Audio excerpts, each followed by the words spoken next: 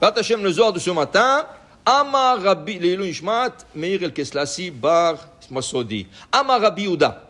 Le Malan Mar Milin Ma'aliata de Rosh Hashanah. Dit Rabbi Yehuda, Rabbi Shimon Bar Yochai, s'il vous plaît, Rabbi, dites-nous quelque chose sur Rosh Hashanah. Dites-nous un Dvar Torah sur Rosh Hashanah. Patach Rabbi Shimon ve'amar. Alors Rabbi Shimon commence à lui dire, Vayhi Hayom, et voilà le jour. Bechol Atar Dichti Vayhi Yutzar. Dit Rabbi Shimon Yochai, quand tu ouvres la Torah, quand tu ouvres le prophète, quand tu ouvres les Tehillim, et tu vois le verset qui commence par le mot Vayhi, Vayhi c'est un malheur. Quelque chose est arrivé. Okay? Par exemple, si on prend un exemple de la Torah, il va donner ici des exemples aussi. Si tu prends Parashat Shmini, Vayhi Bayom HaShemini, tout de suite après tu lis, les deux enfants d'Aaron sont morts dans la paracha. Comprends? Vayhi Bima Achashverosh. Qu'est-ce qu'on lit? Haman il veut tuer tous les juifs. Chaque fois que tu vois ce mot Vayhi, ça ouvre un verset par ce mot, Tsa'ar. Il y a quelque chose de malheureux qui doit se passer dans le contexte de ce que tu es en train de lire. Alors il dit ici, il dit aussi, ce verset-là, Vayhi, Yoma Di'it Betzar, c'est la journée où il y a Tsar, Vedai Rosh Hashanah.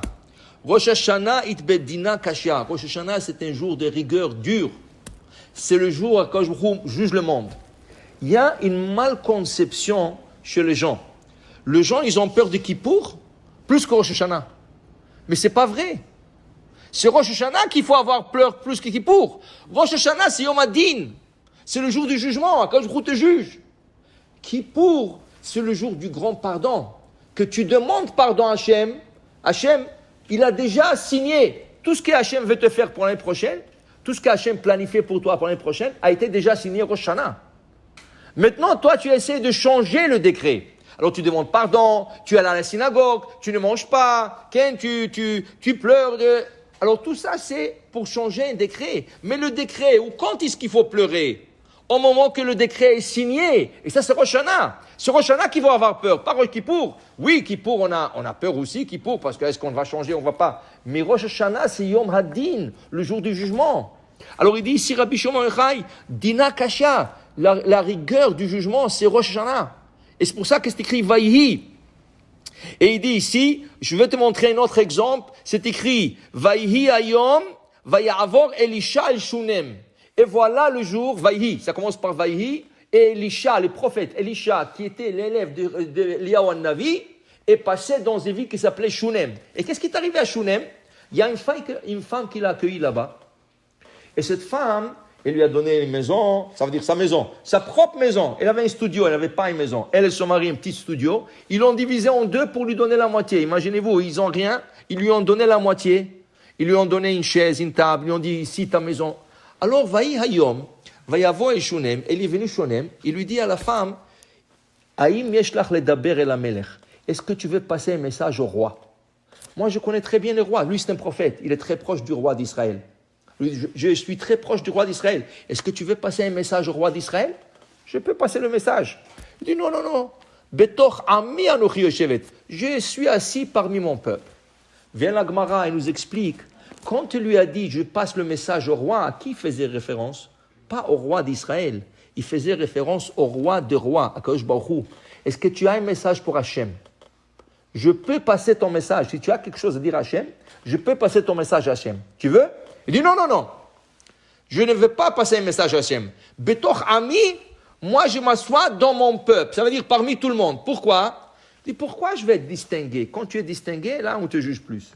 Quand tu es parmi tout le monde, tu fais partie d'un groupe. On ne juge pas le groupe. Okay? Betoch ami, je suis parmi mon peuple. J'ai aucun message à passer. Et quel jour c'était? C'était le jour de Rosh Hashanah.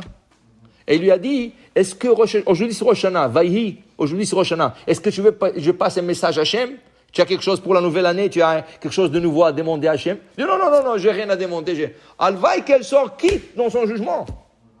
Tu comprends? Alors il te dit, Rabbi Shimon Bar Yochai, Yoma de Rosh Hashanah ava, vivchol atar Vayhi, hayom, quand tu vois le deux mots, Vayhi, hayom, Tsa'ar, et c'est Rosh Hashanah. Hayom, c'est...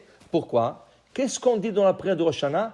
היום הרת עולם, היום יביא במשפט כל יצורי עולם, אם כבנים, אם כעבדים, אם כבנים. Alors, היום הרת, היום, tu vois le mot היום, c'est Rosh Hashanah. Et il dit ici, et bechol zimna tren yumin inun. Et regarde, Rosh Hashanah, c'est une fête différente de toutes les autres fêtes. Pesach, c'est 7 jours. Mais en Israël, c'est rien qu'un jour, le premier jour, c'est rien qu'un jour. Sukkot, c'est un jour le premier jour. C'est Shavuot, c'est un jour. Chutz La'aretz, on fait Pesach 2 jours. Tu fais le Seder 2 fois. Sukkot, 2 premiers jours de fête. Shavuot, 2 jours de fête. En Israël, c'est un jour. Rosh Hashanah, même en Israël, c'est 2 jours. Pourquoi Rosh Hashanah, c'est 2 jours en Israël aussi? Il y a la raison qui nous donne le Talmud, et ça, je vous laisserai nous suivre à nos cours. On va faire dans cette semaine, on va y parler ça un peu. Mais la raison qui donne Rabbi Shimon Bar Yochai dans le Zohar ce matin, vous savez pourquoi? Parce que c'est Yom Hadin, la journée de grande rigueur. Il fallait associer la bonté avec, la miséricorde avec. Alors, pour associer le din avec la rigueur, il fallait 2 jours. Pour atténuer un peu la rigueur. Alors, même en Israël, ils ont besoin de ça. Quoi, le monde entier a besoin d'Israël, non? Surtout, qu'est-ce qui se passe maintenant en Israël? Tout le balagan qui se passe a besoin d'être atténué. Alors, il dit ici, Rabbi Shimon Bar Yochai, on avait besoin de 2 jours. Pourquoi? Parce que sinon, Ishtakach Yechidai, si cette journée serait seule, une seule jour en Israël, Yachriv Alma, le monde serait détruit. Tellement c'est dur la rigueur de Rosh Hashanah, le monde serait détruit avec un jour. Parce que c'est la rigueur complète. Alors il faut l'atténuer, il faut l'associer avec le chesed, avec la bonté, avec la miséricorde. Alors même en Israël, c'est 2 jours. Okay? Absolument 2 jours. Alors il dit ici, c'est pour ça que Rosh Hashanah, une personne doit comprendre qu'elle passe au jugement. Une personne doit comprendre, c'est une journée qui est pleine de jugement. Alors il faut se reprendre en avance.